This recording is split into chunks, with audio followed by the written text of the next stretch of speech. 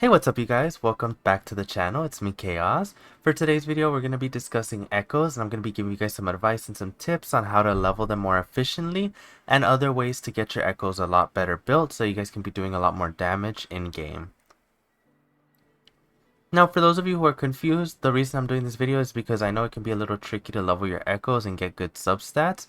So I want to go ahead and make this video to help encourage you guys. That way you guys are knowing how to properly build them and aren't investing into bad echoes like I have in the past.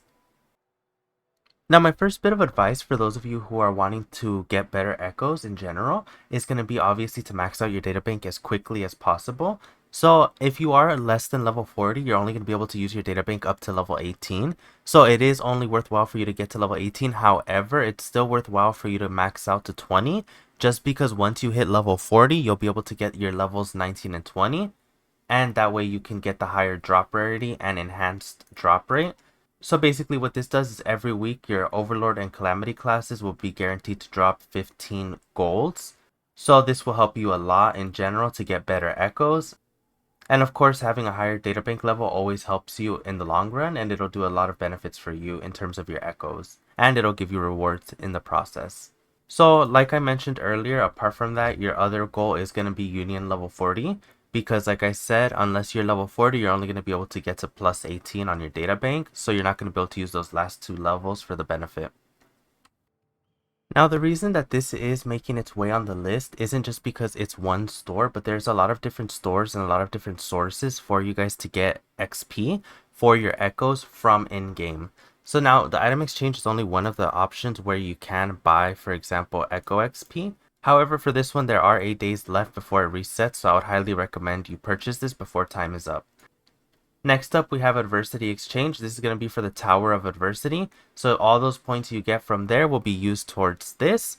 And apart from that, the other one is the Simulation Training Store, which is from the simulations you do against the holograms. So this is another highly important shop because you can get premium seal tubes.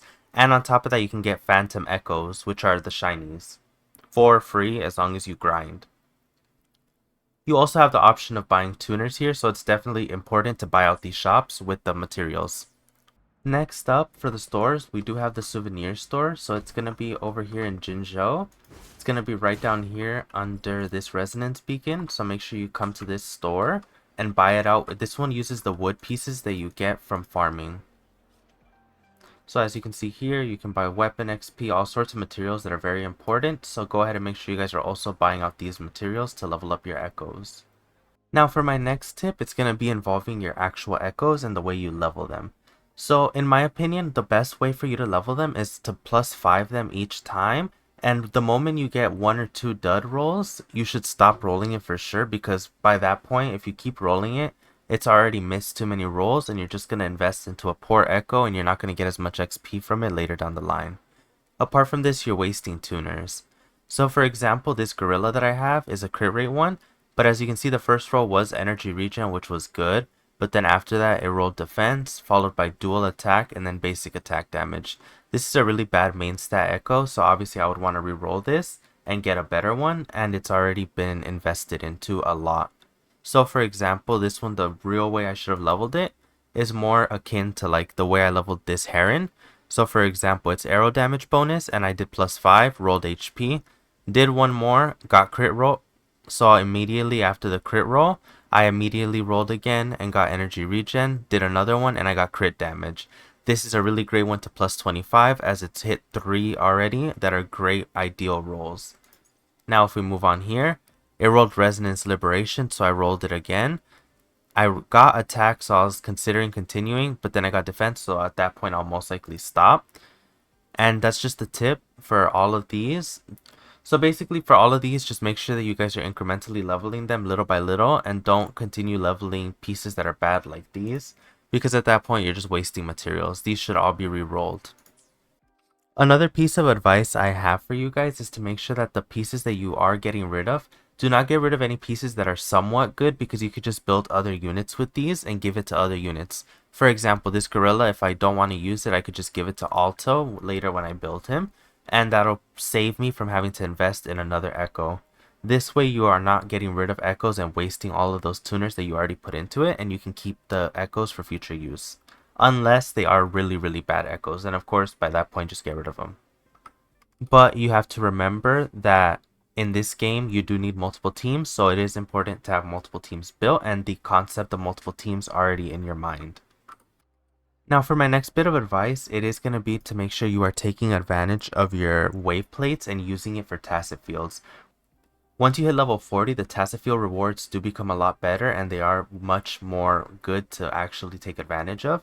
Obviously, before this point, it's not really the best, but it's still definitely worth it to get the good echoes. And on top of that, you get the tuners and you get the XP to continue leveling your echoes.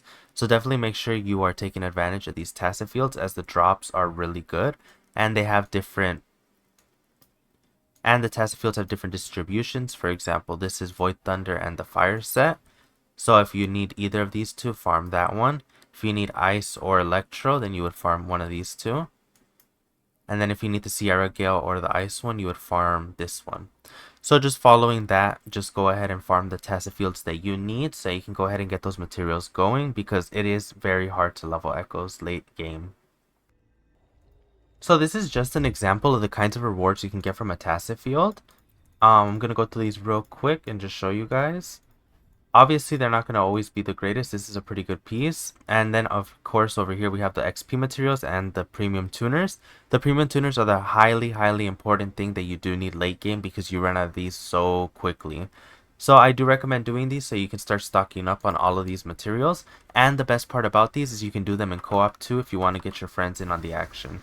So I'll definitely recommend doing these as they are beneficial for your account. Thank you guys for watching though, and I'll see you in the next video. Peace out.